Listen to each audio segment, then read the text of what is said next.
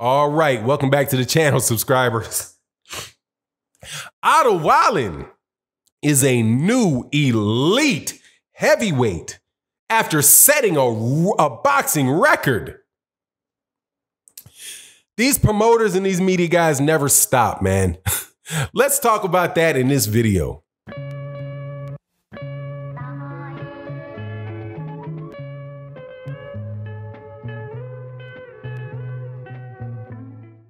All right, welcome back to the channel, subscribers. If you're not subscribed, please subscribe and hit the bell icon so you can be notified of when we release more videos. And thank you to everybody that supports the channel and the live streams. Thank you so much for sharing the video. Hit me up on Twitter. I'm definitely more active in Twitter right now because, man, people need to be. There's a lot of ridiculousness flying around there on Twitter, and I see now that Twitter is not necessarily the most entertaining or fun social media outlet for me, but there is a ton of disinformation that goes around on that thing. And if you don't actually call it out, man, people will just believe anywhere. They're doing their boxing research on Twitter. It's bad enough people do their boxing research on Wikipedia. But hey, man, when you have people that are actually around at the time. Anyway, so one of these things going around now, and this is the way that they're going to polish the boudoir called the Otto Wallin versus Tyson Fury catastrophe, is that Otto Wallin is now a new elite heavyweight. It wasn't, get this, and he set a record because of all the punches that he landed on Tyson Fury. He landed 100 and something, say it's just 160. I'm not taking my time to remember ridiculous, ludicrous facts that point you to ludicrous conclusions, okay? I'm not gonna study the leaves of a forest that burnt down, okay? I don't care. The forest burnt down. It's garbage. It's not a forest anymore. It's just a pile of dust. It's just a pile of smoke and ashes, okay? I'm not interested in it. So I'm not gonna look at how many, I'm not gonna try to remember how many punches Otto Wallin landed. I know it was over 150, 160 punches. And these guys say, well, that Deontay Wilder only landed 71.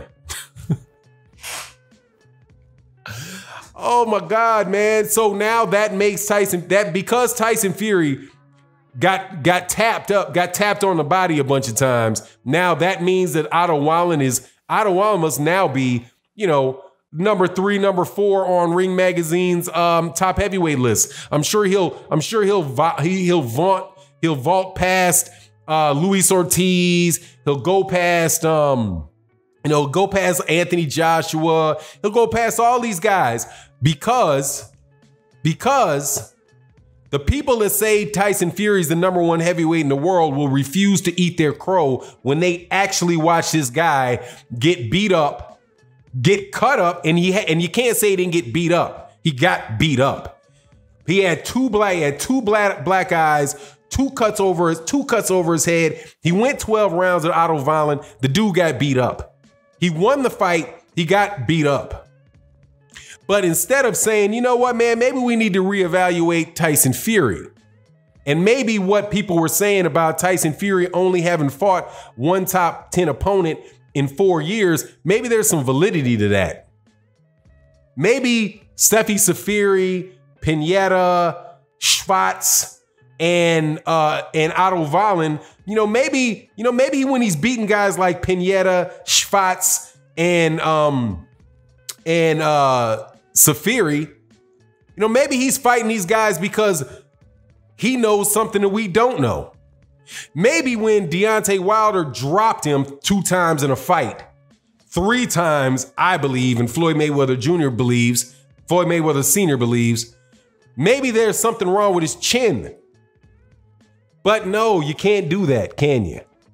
You got to keep selling. You got to keep selling. You got to keep pushing that pitch that he's the top heavyweight in the world. You got to keep pushing that pitch that he has some make-believe championship. And that's what it is. It's make-believe.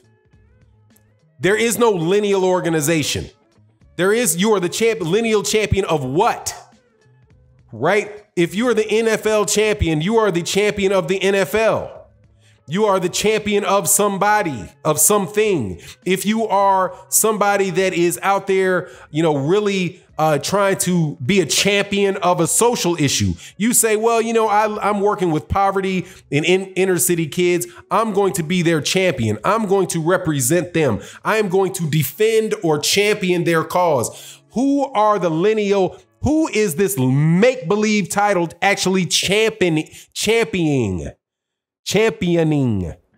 Who? Nobody is the answer. Nobody. But you can't walk away from that now that you've done it. So what you do is you try to find out different ways that you can remain right.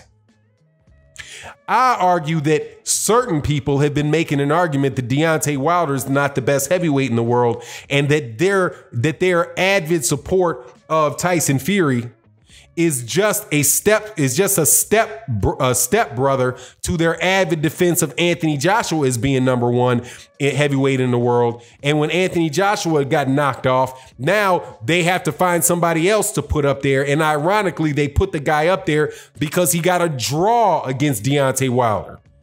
So you just manufacture a victory for him in the back of your mind. It doesn't exist in any tangible form whatsoever. And you name this guy the #1 heavyweight with a mythical belt. But now what happens? He gets exposed. And he didn't get exposed. Tyson Fury, Wallin was just a great fighter. He's just a great fighter. Wallin is just a great fighter. When did you notice that he was a great fighter? When did you notice it? Because I never heard you say it before. I didn't see him on ESPN's Top Heavyweights. I didn't see him on Ring Magazine's Top Heavyweights. How'd you miss that? How'd you miss this great champ, this great elite fighter Wallin on your own list? But he's there now, right? Because now you saw him. So will you at least grant reasonable people that maybe you don't know everything? Are there any other things you're missing on these lists that you have? Because before this fight, he was not a top level heavyweight. After this fight, it wasn't that you were wrong about Tyson Fury. It's that everybody else was wrong about Wallin. Including you, Ring. Including you, ESPN. Maybe you were just wrong about Tyson Fury. But let's see who else you could be wrong about. Maybe you could be wrong about Deontay Wilder. Maybe since you've never seen Deontay Wilder with a 6-inch, 50-inch gash over the top of his head, you've never seen him laid out like this, laid out, knocked down 2-3 times in a fight and laid down. You've never seen him knock down 4 times and spit his mouth a piece out and put his hands on the ropes. Maybe since after 40 plus fights and 9 successful title defenses, you've never seen that out of Deontay Wilder. Maybe you're wrong about Deontay Wilder. You think you're going to hear these people admit that? Now, they want to bring up lineal championships that are won without there being a line. Now, some things are just in the definition of the word.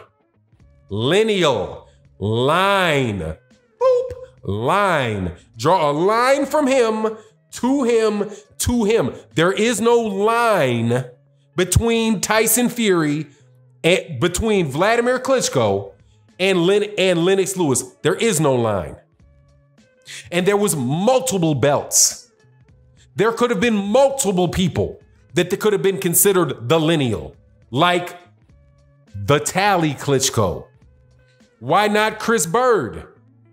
Why didn't Vladimir Klitschko? Chris Byrd is a better fighter than Ruslan Shagayev. How come How come all these boxing scholars didn't know to put him at number 2 and let Vladimir Klitschko have the lineal championship when he beat Chris Byrd? I'll tell you why. Because after Vladimir Klitschko beat Chris Byrd, I do believe, was it after that he lost to Corey Sanders? Anyway, it is what it is. You guys can believe what you want, but man, look, that stuff, just stop all this make-believe stuff, man.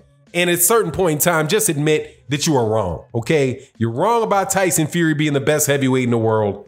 And don't cover it up by trying to elevate the other guy so that you don't have to come up off your ridiculous decision to make this guy, Tyson Fury, the #1 heavyweight in the world, although he's not beaten a top 10 guy in 4 years. Anyway, it is what it is. And with that, I'm out. Peace.